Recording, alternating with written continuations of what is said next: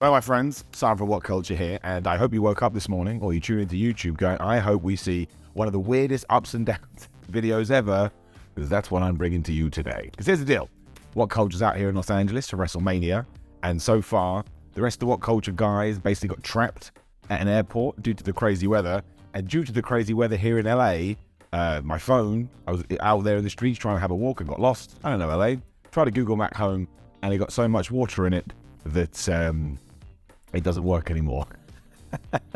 That's how I was going to record ups and downs this week, because of course phones are really good. So here's the deal. It's going to be a very lackluster, very toned back version. We'll go through it. It will be quick. And then from tomorrow, we'll ramp up the goodness again. But let's up those downs. Especially because this week's episode of AEW did indeed start with Matt Hardy versus Jungle Boy. I'm not going to get into the nitty-gritty like I usually do, and instead I'm going to give you opinions on the matter. Because here's what I liked about this. All the stuff we're doing with Hook and Ethan Page and Stokely Hathaway is great. Stokes wasn't here because he got beaten up last week. And we're very much teasing that we're going to do the Ethan Page versus Hook FTW Championship battle. Because Hook basically came out to stop Ethan Page during this. Who kept going, distraction, interference, I must win.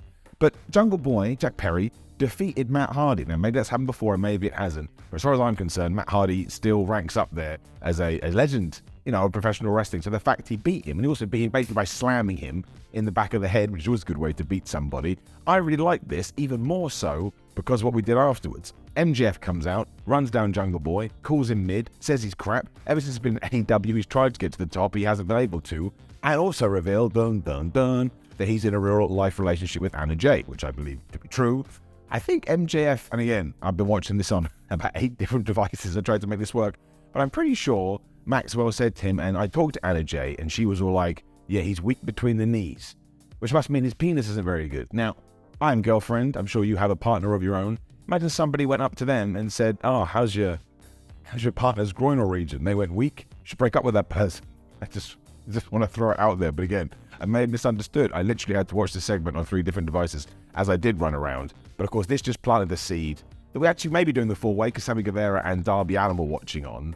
But what I thought he did a really good job on, and I bet we do this over the next weeks, it'll be Darby's turn next week and Sam's after that, is it made you go, maybe Mr. Perry should be the guy to defeat MJF, because he did just beat he did just beat Matt Hardy, and he's on a roll right now. So I really, really like this. I love it when we focus on the young guys, the pillars. I just think it makes AEW feel fun and exciting and fresh and different to the point you do this with your hands, as if you're building some kind of a ladder. So it is absolutely going to get it up.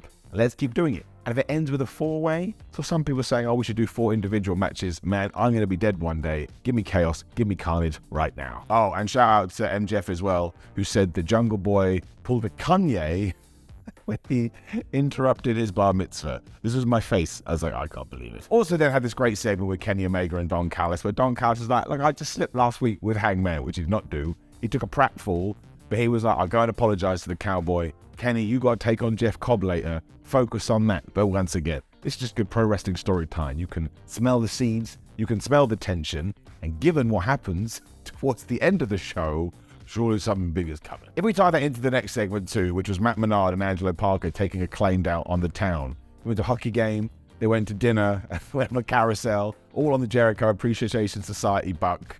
I mean, you all know the deal if you watched my show before. It's never usually like this, with me swatting on a sofa like I'm Hugh Hefner or something.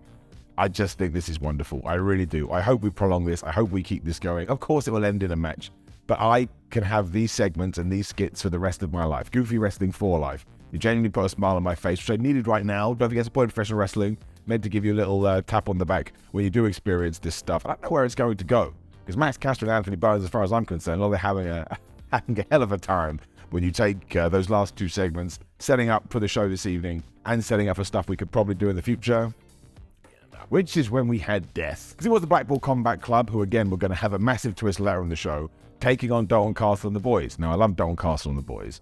When they were walking to the ring, so these guys are absolutely screwed. Claudio, Castagnoli, John Moxley, and Willow Yuta are definitely bad guys now. And, Dalton and his friends are just ripe for the picking. They got whipped before the bell. And then Claudio, I think it was Brendan Boy, it may not have been, gave him the big old power bomb or a cola bomb for the 1, 2, 3. And I once again, look, do I think we should do something with Dalton Castle and the boys down the line? Yes, because they made me feel warm and fuzzy in my tum-tum. But right now, we are establishing the BCC as an act that you do not mess with. And again, keep that in your head like a telltale game. So this is going to get enough. I totally understand the argument, oh, couldn't we have got somebody else? But sometimes, the thing is, they do have some credibility, Dalton Castle and the boys keep saying the same thing over and over again. And it's not like Dalton Castle lost, and he is the main part of that act. I just like them as a trio. I think they're hilarious. I think the Bangarang is the greatest name for a finishing move ever. But I'm giving it up because, again, not in my wildest dreams did I have what was going to happen in around about an hour, and it flipping rocked. We then got a hype video for Jeff Cobb versus Kenny Omega, which was happening later on, so you got your story. When we had an interview with Hangman and Page, and he was basically like, yeah, it was the Blackpool Combat Club that attacked the Young Bucks. I don't like them. Which is when Don Callis arrived, and he was like, oh, let's have a little bit of a handshake so I can say sorry for what I did 7 days ago. The Cowboy was having none of that. When not only did the Blackpool Combat Club attack, they also beat up Don Callis. And seriously, now, this is the good thing about being late with ups and downs. I've been able to get some information. He got twonked for real. And I was like, there's no way this wasn't legit. It was absolutely horrific. I'm pretty sure that Don Callis had to go to hospital. I could be wrong. But honestly, all the best wishes to him. He's such a good character. He's so good at what he does. But I was genuinely concerned, like his mum or his dad or something running around going, oh my gosh. Now, as long as he is okay, is this going to help the Blackpool Combat Club and what they're trying to succeed in? Yes.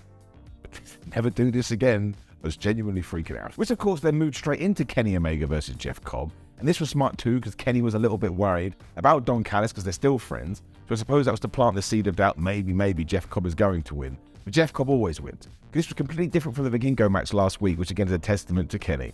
But Jeff Cobb is just an absolute monster. The stuff he was doing, every single move, I was like, Kenny ain't getting up. Omega ain't getting up. Omega's not going to be able to do it. And the fact that it was just a 180, a complete departure from what we had a week ago, I absolutely loved it. At one point, Jeff Cobb decided, I'm going to do Kenny Omega moves, which looks even worse coming from him because he's so large. But he's so good at throwing people around. And I know his main time is spent in New Japan at the moment, but man, if I was WWE or AEW, I'd be all over him when he becomes a free agent. I think he could be awesome. And I'm pretty sure at the end, he was going for a one-winged angel and the tour of the island. He wasn't able to get it. Kenny Omega hits the V-trigger, hit the one-winged angel. See, I was going, he completely distracted me from all of my stupidness at the moment. And Kenny Omega gets another win. Now, we are going to give that its own separate up because I think the match deserves it. Afterwards, Blackpool Combat Club are here. Obviously, Kenny is totally screwed. No Don Callis, no Young Bucks, no Hangman and Page. They've been taken out. When all of a sudden, Bryan Danielson returns to AEW. And we tease that he's going to help Kenny Omega because they have a mutual respect from the match in New York a couple of years ago. He doesn't. Basically, I think it was Claudio, caused somewhat of a distraction. Bryan Danielson hits the running knee, puts in the label lock, and is shouting at Kenny Omega, what's wrong with wrestling? So he's the internet now. But given when we last saw him, he was this mess of a man after losing to MJF, and now he's come back and aligned himself with his friends as a heel. I'm so excited. Because clearly it means we're going to do Kenny Omega versus Bryan Danielson round 2. I'm pretty sure it's only round 2. I could be completely wrong. Let me know. But all of this is great. If nothing else, the Elite versus BCC is absolutely great. Because they're going to do some matches that I'm not going to be able to handle. Because they're going to be absolutely crazy. So I'm giving it a round of applause. This was a terrific angle. I never saw it coming, which is always good, but also makes sense. And now, I think the Blackpool Combat Club are always destined to go bad guys. But you wanted them as a 4. It's going to help Claudio. He's already got that shib-eating grin. We know about Moxley, most intense man ever. And Bryan Danielson as a heel is wonderful. And Wheeler Yuta, right? Wheeler Yuta is on an absolute roll right now, if you've been watching Ring of Honor especially. So this is getting an up 2. I was so pumped. I was so excited. Look at me pointing at the screen. That's what I'm going to do. I'm going to go around everyone today and just point at them and say, you need to go watch this. We've then got a video reminding us that I believe next week is going to be FTR versus the Guns. And if FTR lose, they are never coming back to AEW. And we really have tied in social media and real life with this. So it's quite interesting. Kind of intrigued to see what we're going to do. I don't think FTR are going to lose, but am I 100% sure? Absolutely not. When we had Orange Cassidy versus The Butcher for the international title, I was going to give you the headlines. Orange Cassidy is one of the best wrestlers in the world. Don't even care. He is. Totally gets it. The way he merges all the styles together, wonderful. The Butcher is one of the most underrated talents that there is. He had a great match here. So legitimate, it's ridiculous. And it's the same for the Blade. And we should make them tag team champions at one point. There were some shenanigans at the end because the best friends came out and people had weapons.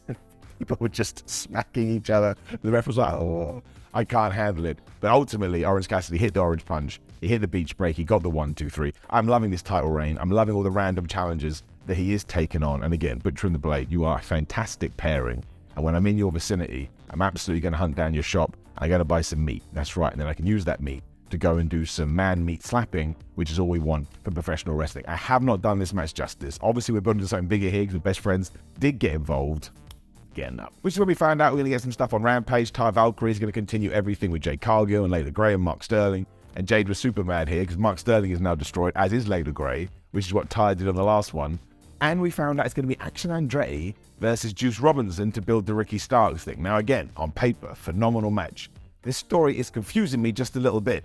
Now, somebody spoiled Rampage for me. Again, this is why you can't go out into the real world. So my eyebrow goes up just a little bit. However, we have to see it. We cannot just come to conclusions with stuff that random people have told us.